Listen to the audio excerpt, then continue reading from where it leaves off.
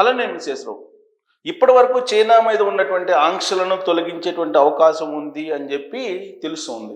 కేంద్ర ప్రభుత్వం ఆ మేరకు ఒక నిర్ణయం తీసుకునేటువంటి అవకాశం ఉంది అని చెప్పి ఢిల్లీ నుంచి వస్తున్నటువంటి సమాచారం. దీంతో ఒక్కసారిగా మార్కెట్లో ఒడిదుడుకులు కలకలం బయలుదేరింది భారత మార్కెట్లో. కారణం ఏంటి? చైనా ప్రొడక్ట్స్ కనుక వస్తే భారత్ ప్రొడక్ట్స్ దాంతో పోటీ పడగలదా అంటే సాధ్యం కాదు. అమెరికానే చైనా ప్రొడక్ట్స్ని అడ్డుకోలేకపోయింది. ఇప్పుడు చైనాకు సంబంధించినటువంటి కార్లు మార్కెట్లోకి వచ్చినాయి అనుకోండి, తక్కువ ధరకి ఎక్కువ నాణ్యత గల కార్లను ఇస్తారు.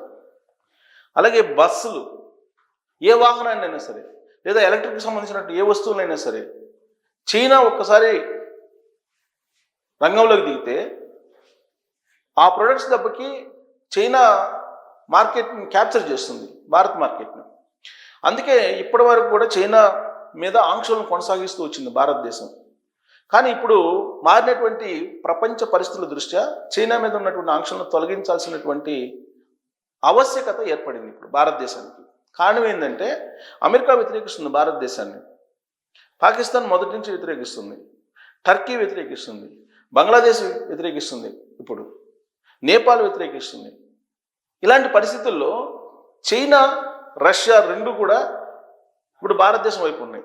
రష్యా అవుట్రైట్గా భారతదేశానికి మద్దతు పలుకుతుంది. చైనా ఇంతకుముందులా కాకుండా చైనా మిత్రదేశంగా చూడకపోయినప్పటికీ కూడా సహచర దేశంగా చూస్తుంది భారతదేశాన్ని. అలాగే భారతదేశం కూడా చైనాని శత్రు దేశంగా చూడకుండా ఇప్పుడు సహచర దేశంగా చూస్తుంది. ఇలాంటి పరిస్థితుల్లో ఆంక్షలను ఎత్తివేసేటువంటి అవకాశం ఉంది. దీంట్లో ఒక లాజిక్ కూడా ఉంది. అంతర్జాతీయంగా కొన్ని పరిణామాలను కనుక తీసుకుంటే కనుక అమెరికాని దెబ్బ కొట్టాలంటే కనుక చైనాతోటి ఖచ్చితంగా ఇష్టం ఉన్నా లేకపోయినా స్నేహం చేయాలి అనేది ఒక కాన్సెప్ట్ అంతర్జాతీయంగా వినిపిస్తూ ఉంది. ఆ కారణం చేత ఇప్పుడు చైనాకి సంబంధించిన ఆంక్షలను లిఫ్ట్ చేసేస్తే అమెరికాకు మండుతుంది. అంటే చైనా దగ్గర భారతదేశం స్విచ్ చేస్తే బల్బ్ ఎక్కడ వెలుగుతుంది? అమెరికాలో వెలుగుతుంది. అమెరికాకి నొప్పి తగిలిద్ది. చైనాకి సంబంధించిన ఆంక్షలను ఎత్తేస్తే తగిలే నొప్పి ఏంటి? అమెరికాకి. కారణం ఏంటి? ప్రపంచవ్యాప్తంగా ఎక్కువ జనాభా కలిగినటువంటి దేశం భారతదేశం. అందుకే భారతదేశంలో కొనుగోలు చేసేటువంటి వాళ్ళు ఎక్కువ ఉన్నారు. ప్రొడక్ట్స్ ఒక పెద్ద మార్కెట్గా భారతదేశాన్ని అగ్రదేశాలు చూస్తూ ఉన్నాయి. ఈవెన్ రష్యా కూడా ఆయిల్ని అత్యంత ఎక్కువగా కొనుగోలు చేస్తుంది కాబట్టి భారతదేశం ఇప్పుడు భారతదేశం మీద అమెరికా కన్నేసింది. సో కాబట్టి భారత్ని ఒక మార్కెట్గా చూస్తున్నటువంటి ఈ దేశాల్లో వేసే ఎత్తుగడల నుంచి భారతదేశం ఇప్పుడు బయటపడాలి. అందుకే ఇప్పుడు చైనా మీద ఉన్న ఆంక్షల్ని తొలగించేటువంటి ప్రయత్నం చేస్తూ అమెరికాని కలవరపెట్టాలనేటువంటి ప్రయత్నం చేస్తూ ఉన్నారు. ఏంటి అది అని అంటే ఇప్పుడు రాబోయే రోజుల్లో బుల్లెట్ రైలు వస్తాయి. ఎందుకంటే చైనా బుల్లెట్ రైలు విషయంలో చాలా వేగంగా ఉంది.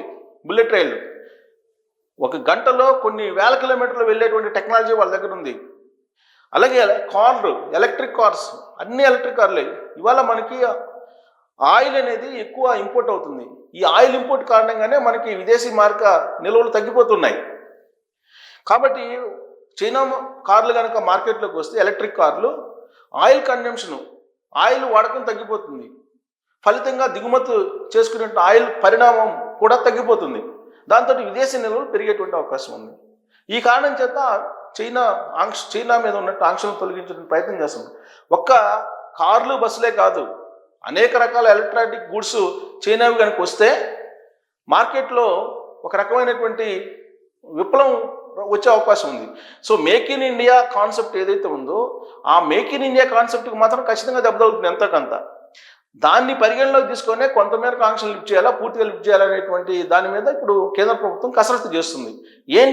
ఏం కసరత్తు చేస్తుంది అని అంటే ఇక్కడ చూడండి, చైనా కంపెనీలపై ఆంక్షలు ఎత్తివేత, ప్రభుత్వ కాంట్రాక్టుల బిడ్డింగ్కు అనుమతించే అవకాశం, భారత ఆర్థిక శాఖ యోచన, భారత ప్రభుత్వ కాంట్రాక్టులకు నేరుగా బిడ్డింగ్ దాఖలు చేయకుండా చైనా కంపెనీలపై ఉన్న ఆంక్షలను ఎత్తివేయాలని ఆర్థిక శాఖ భావిస్తున్నట్టు సమాచారం. సో ఇప్పటి వరకు భారత ప్రభుత్వం ఏవైనా సరే కాంట్రాక్టులు ఇస్తే చైనా కంపెనీలు డైరెక్ట్గా బిడ్డింగ్లో పాల్గొనడానికి లేకుండా ఆంక్షలు ఉన్నాయి. వాటిని తొలగించడానికి ప్రయత్నం ఇప్పుడు చేస్తుంది. సరిహద్దు ఉద్రిక్తతల నేపథ్యంలో చైనా కంపెనీలపై 2020లో మన ప్రభుత్వం ఆంక్షలు విధించింది. ప్రధాని మోదీ ఆ దేశంలో పర్యటించాక ఇరు దేశాల మధ్య వాణిజ్య బంధాన్ని బలోపేతం చేయడంపై ప్రభుత్వం దృష్టి సారించింది. మన దేశంలో వివిధ ప్రాజెక్టుల ఆలస్యాలకు పరిష్కారం చూపడం పైన ఆర్థిక శాఖ దృష్టి సారించినట్లు తెలుస్తుంది. అందుకే 5 ఏళ్ల నాటి ఆంక్షల ఎత్తివేత దిశగా ప్రణాళికలు రచిస్తున్నట్లు విశ్వసనీయ వర్గాలు చెప్తున్నాయి. సో 5 ఏళ్ల క్రితం గాల్వాన్లో జరిగినటువంటి ఉద్రిక్త ఇవన్నీ ఉన్నాయి.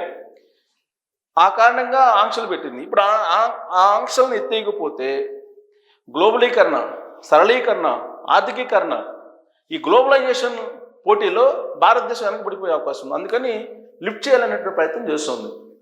చైనా కంపెనీలు పోటీ పడకుండా ఉన్న మన ప్రభుత్వ కాంట్రాక్టుల విలువ 700 నుంచి 750 బిలియన్ డాలర్లు, అంటే సుమారుగా 67 లక్షల కోట్లు వరకు ఉంటుందని అంచనా. ఇప్పటి వరకు చైనా కంపెనీలు పోటీ పడకుండా ఉన్న కాంట్రాక్టుల విలువ, భారత కాంట్రాక్టుల విలువ 67 లక్షల కోట్లు. ఈ విషయంలో తుది నిర్ణయం ప్రధాని మంత్రి కార్యాలయం తీసుకుంటుందని ఆ వర్గాలు పేర్కొన్నాయి. కారణం ఏంటి? భారత ఆంక్షల కారణంగా 216 మిలియన్ డాలర్లు, అంటే 940 కోట్లు రైలు తయారీ కాంట్రాక్ట్ బిడ్డింగ్కు చైనా ప్రభుత్వ రంగ సంస్థ CRRC అర్హత సాధించలేకపోయింది. ఒకవేళ కనుక ఇంటర్నేషనల్గా వేసినట్టు బిడ్డింగ్లో కనుక చైనా కంపెనీ వచ్చినట్టయితే ఈ 1940 కోట్లతోటి రైలు కాంట్రాక్ట్ ఎప్పుడో పూర్తయింది. అప్పుడు మరిన్ని సౌకర్యాలతోటి మనకి రైల్వేలు అందుబాటులో వచ్చింది. ఇందువల్ల పలు కీలక మౌలిక ప్రాజెక్టులు ఆలస్యం అవుతున్నాయని ప్రభుత్వానికి చెందిన ఇతర విభాగాలు ఆర్థిక శాఖ దృష్టికి తీసుకొచ్చాయి. మినహాయింపులు ఇవ్వాలని పలు మంత్రిత్వ శాఖలు కోరాయని ఆ వర్గాలు స్పష్టం చేశాయి. చైనా నుంచి యంత్రాల దిగుమతులపైన ఆంక్షల వల్ల వచ్చే దశాబ్ద కాలంలో 307 గిగావాట్లకు థర్మల్ విద్యుత్ సామర్థ్యాన్ని పెంచుకోవాలన్న భారత ప్రణాళికలపైన దెబ్బ పడుతుంది. సో కాబట్టి భారత ప్రణాళికలు ఏవైతే ఉన్నాయో వాటిని రీచ్ కావాలంటే అమెరికా కాదని చైనాకి సంబంధించినటువంటి ఈ పరికరాలని దిగుమతి చేసుకోవడం ఇవన్నీ చేయాలి. కేంద్ర మంత్రివర్గం మాజీ కార్యదర్శి రాజీవ్ గౌబా ఆధ్వర్యంలో అత్యున్నత స్థాయి కమిటీ సైతం చైనా కంపెనీలపై ఆంక్షలను సడలించాలని సిఫారసు చేసింది.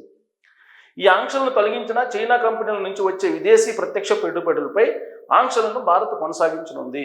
అయితే ఇక్కడ ఏంటంటే ఈ ఇంటర్నేషనల్ బిడ్డింగ్స్ ఏవైతే ఉన్నాయో వాటిలో అయితే పార్టిసిపేట్ చేసేలాగా అనుమతి ఇవ్వాలని ప్రాథమికంగా కేంద్ర ప్రభుత్వం నిర్ణయించుకుంది. కాకపోతే చైనా నుంచి వచ్చేటువంటి ప్రత్యక్ష పెట్టుబడులు ఏవైతే ఉన్నాయో వాటి మీద మాత్రం ఆంక్షలు పెట్టాలని చెప్పి కేంద్ర ప్రభుత్వం భావిస్తుంది. ఒకవేళ దాని మీద ఆంక్షలు పెట్టకపోతే మేక్ ఇన్ ఇండియా కాన్సెప్టే క్లోజ్ అవుతుంది. కాబట్టి దాని మీద ఆంక్షలు పెట్టి మిగతా కేంద్ర ప్రభుత్వానికి సంబంధించినటువంటి కాంట్రాక్టులు ఏవైతే ఉన్నాయో పెద్ద పెద్ద కాంట్రాక్ట్స్, ప్రాజెక్ట్స్, వాటి మీద టెండర్ పాడుకొని వర్క్ చేసుకునే దానికి మాత్రం చైనాకి ఉన్నటువంటి ఆంక్షలను తొలగించే ప్రయత్నం చేస్తుంది.